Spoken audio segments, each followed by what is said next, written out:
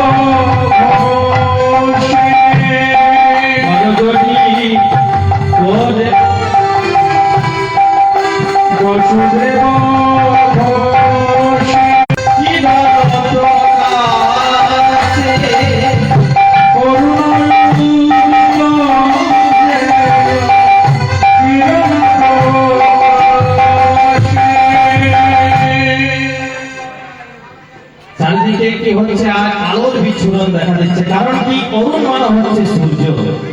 ওই পূর্বের আকাশে সূর্যদেব উঠতে চলেছে।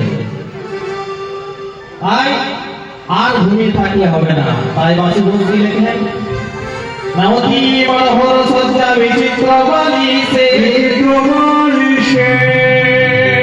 বাসুদেব ঘোষে কহে মনের হরিষে বাসুদেব ঘোষে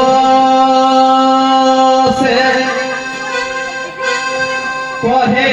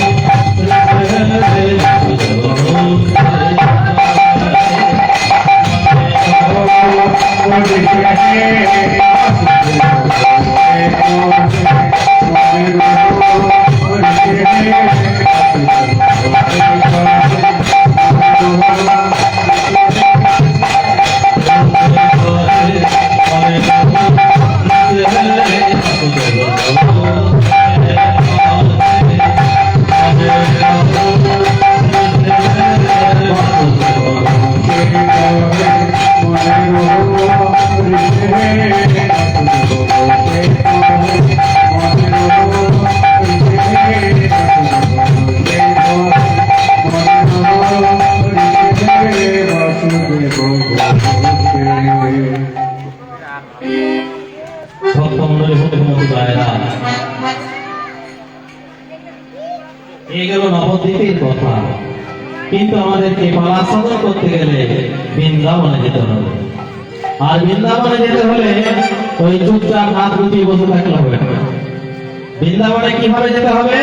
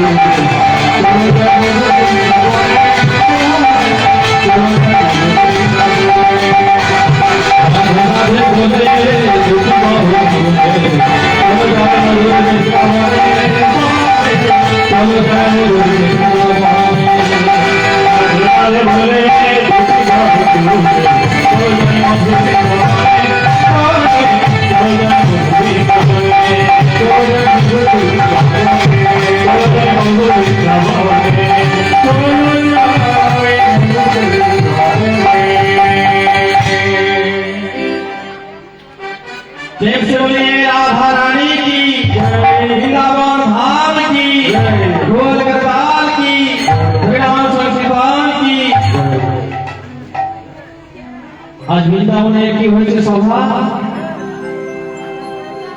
রাধা গোবিন্দ আমার ওই গতকালে রাত নিশি জেগে হরিনামের পরিশ্রমে পরিশ্রান্ত হয়ে নিবিড় নিকুঞ্জ মাঝে ঘুমিয়ে পড়েছেন।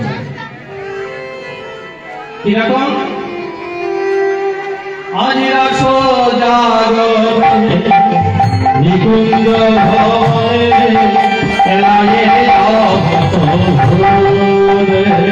আজ রাসো জাগরণে নিকুঞ্জ ভবনে এলায়ে অবত ভোরে। রাসো জাগরণে নিকুঞ্জ ভবনে এলায়ে অবত ভোরে। রাসো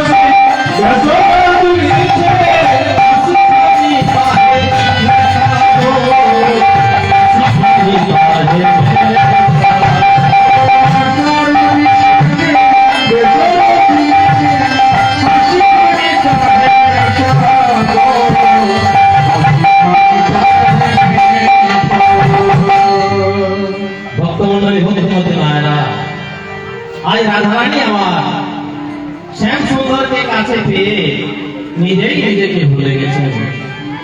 কেমন ভাবে ঘুমিয়ে পড়েছে না, নাগরের ভিতর মানে কৃষ্ণচন্দ্রের বাহুটির উপরে নিজের মাথাটি রেখে বালিশের মতো করে ঘুমিয়ে পড়েছেন। আর কি করেছে না, একটি পা শ্যামসুন্দরের গায়ে চাপিয়ে তিনি ঘুমিয়ে পড়েছেন। এত সুখেই না নিদ্রা যাচ্ছেন, সেবাপর সতীগণ পরস্পর কথোপকথন করছেন। বলছে, দেখ দেখ আমাদের রায়ধনী কত সুখেই না নিদ্রা যাচ্ছে।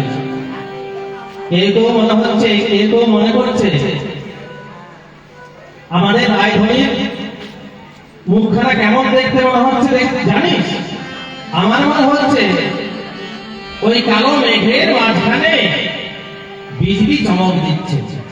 অর্থাৎ শ্যাম সুন্দরের কালো দেহটাকে মনে হচ্ছে যেন কালো মেঘ, আর তার মাঝখানে আমাদের রায়ধনীর মুখখানা মনে হচ্ছে যেন বিজলির চমক। আবার কেউ কেউ বলছে, আমার কি মনে হচ্ছে জানিস? আমার মনে হচ্ছে যেন শ্যাম সায়রে মুরলী বিচারণ করছে। অর্থাৎ ওই কৃষ্ণচন্দ্রের কালো রংটা, গায়ের কালো রংটা মনে হচ্ছে যেন কালো সমুদ্র, আর তার মাঝখানে ওই আমাদের রায়ধনীর মুখখানাকে মনে হচ্ছে যেন রাজহংসী অর্থাৎ মুরালি। আবার সরস্বতী বলছে, আমার কি মনে হচ্ছে জানিস? আমার মনে হচ্ছে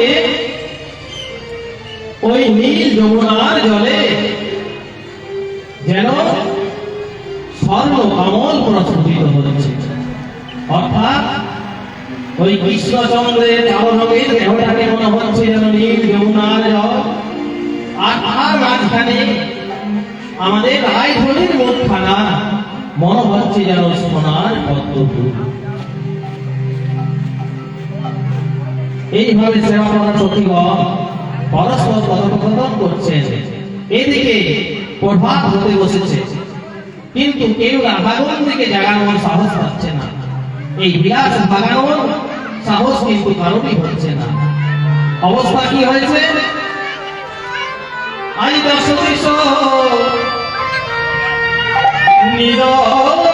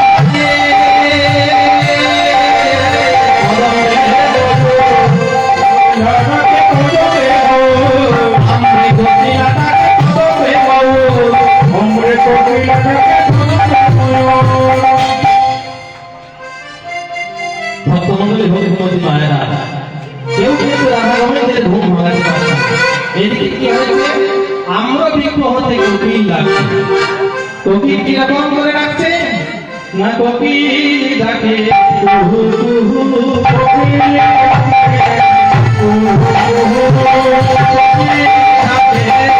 কুহু কুহু, কোকিল ডাকে কুহু কুহু। কি বলে ডাকছে না? কুহু কুহু। অর্থাৎ সে বলতে চাইছে এই যে রায়ধনীর সঙ্গে এই কালো রঙের পুরুষটা সে কে? আমরা কোকিল ডাকে কদম্ব ময়ূর, কদম্ব বৃক্ষ হতে ডাকছে ময়ূর। কি বলে ডাকছে? ডাকে কেউ ময়ূর ডাকে কেউ, ময়ূর ডাকে কেউ, বিকাশের সঙ্গে ময়ূর ডাকে কেউ,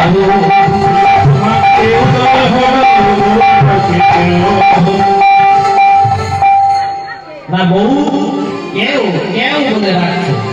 মৌর জানতে চাইছে ওই রাধা রানীর সঙ্গে যে কালো রঙের পুরুষটি রয়েছে সে কে। আমরে কোকিল তাকে কদম রে ময়ূর, আগে রাখছে ডালিমে বসে কি বড়ই মধু। কি শব্দের অর্থ হচ্ছে কি পাপিয়া পাখি। পাপিয়ার টান হচ্ছে সপ্তম টান। পাপিয়া কি বলে রাখছে যাকে প্রিয়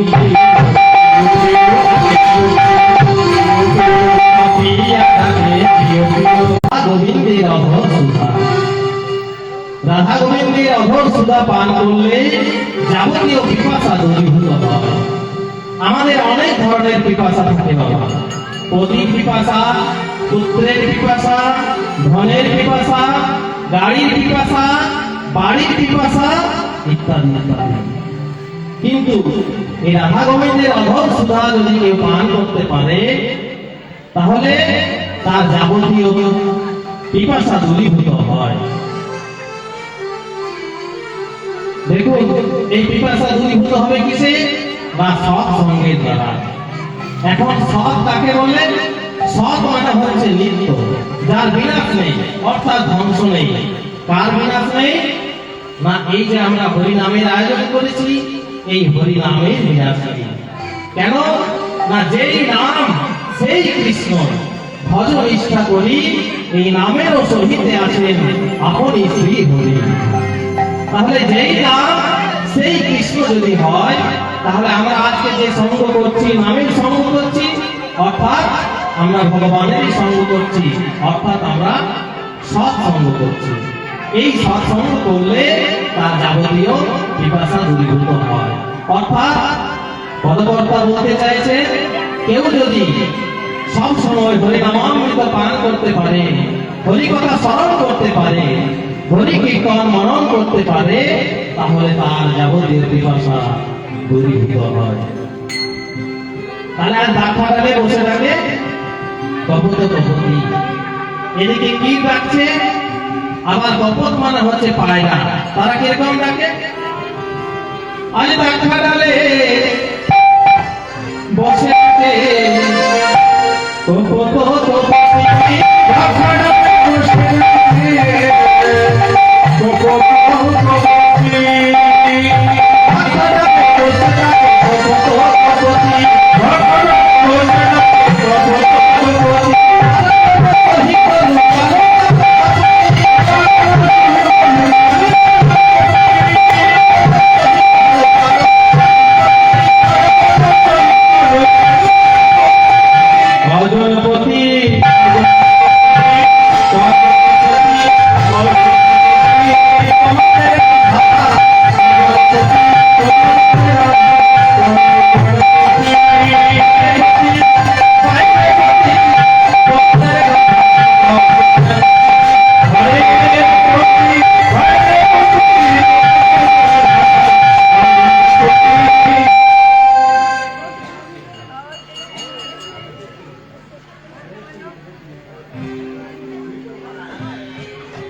কপত মানে হচ্ছে পায়রা। কপত কপতিকে দেখে বলছে ওরে ও কপতি, বলি তোমাদের রাধার কজন পতি গো? না রাধা রানীর আসল পতি হচ্ছে কি না আয়ান ঘোষ। তাহলে রাধা রানীর যদি পতি আয়ান ঘোষ হয়ে থাকেন তাহলে কপত বলছে ও কপতি এই কৃষ্ণের সঙ্গে শয়ন করে আছে, তাহলে তোমাদের রাধা কজন পতি? কপতি বলছে তুমি তাও জানো না, যে সতী নারী হয় তার কি হয় জানো? সতী নারীর দুইটি পতি, দুইটি পতি, সতী নারীর দুইটি পতি, সাজাপতি পরমপতি, সতী নারীর দুইটি পতি, সাজাপতি পরমপতি, সতী নারীর দুইটি পতি।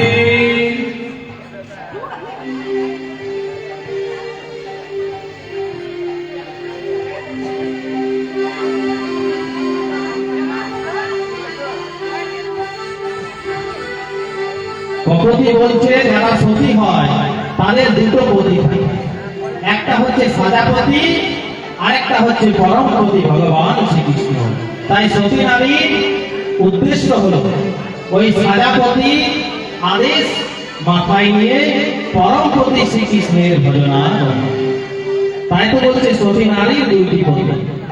কপতিকে বলছে, কপতি রাধারানীর আমি দুটি পতি দেখলাম।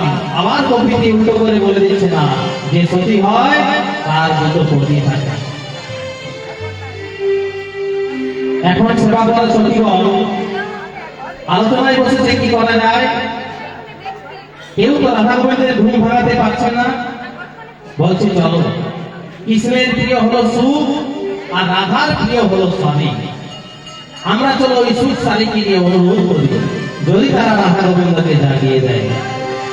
তাই সুখ শালীর কাছে গিয়ে বলছে, ওগো সুখ, ওগো শালী, তোমরা দয়া করে আমাদের রাধা রানীকে জাগিয়ে দাও। দেখছো না সকাল হতে বসেছে। তাই সুখ শালী তাদের কথা শুনে কি অনুমান করছে, সুখে শালীর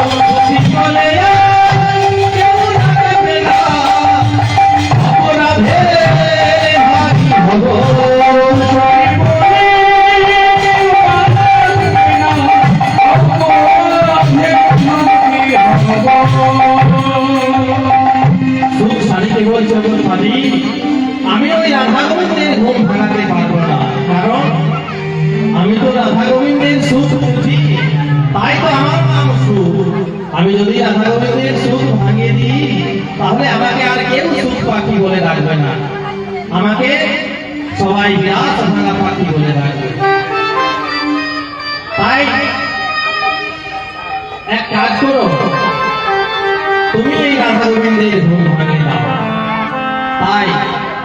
মেয়ের কথা শুনে সাই করলো কি গালিতে